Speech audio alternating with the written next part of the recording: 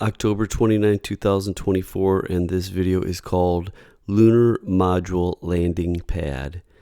Now, I covered this in another video, but I wanted to cover just only the aspect of the landing pad. This is from NASA. They want to put little cameras when they get to the moon again, okay? As trips to the moon increase in number of payloads touching down in proximity to one another grows, scientists and engineers need to be able to accurately predict the effects of landings. How much will the surface change? As a lander comes down, what happens to the lunar soil or regolith? It ejects. It ejects. With limited data collecting during descent and landing to date, this new one will be the first dedicated instrument to measure the plume surface interaction on the moon in real time and help answer these questions. The plume surface interaction. If we're placing things, ladders, habitats near each other, we could be sandblasting what's next to us. So that's going to drive requirements on protecting those other assets on the surface. They're talking about that it's basically sandblasting stuff that's on the surface. Keep that in mind. Now, the reason why I am doing this video is I came across this.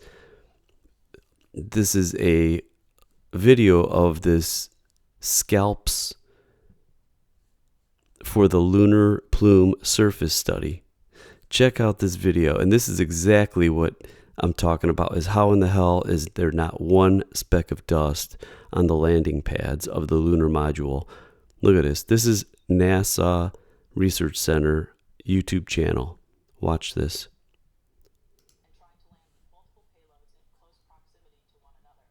Did you see that? Look at what even their own video is showing. Look at the dust that's being dispersed. See that? This is what I seen, and I was looking into it, and it makes no sense. Here's the plume effects of the landing pads and more. The rocket plume effects, landing pads and more. It's an effort to gauge the plume effect of moon landing. Here it is, coming down. Here's the debris. The new papers suggest that the Apollo lander rocket plumes blasted out at least 4 times more lunar soil than previously thought. And here is the picture. Here's the landing pad. And actually, if you look, it's a pretty thick surface. And look at how far these footprints came down. Now here is a picture of the pad itself. Now, do you see any speck of dust in here? I'm going to take a picture of this and zoom in even more. I can't find a speck of dust, considering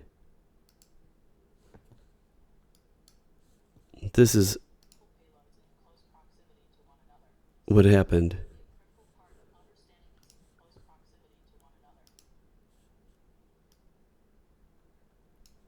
Look at the amount of dust, even in their illustration. And you're telling me, actually, when it gets further down to the ground, that none of it got on the landing pad? I'm not buying it. Now, I don't know whether we went or not, but things like this make me think twice whether we did or not. Okay, so now here is a paper on, they literally are thinking about spraying an instant landing pad as the capsule is arriving at the moon. And why is that? To minimize dust blow up. Lunar dust poses a significant problem to any powered landers on the surface.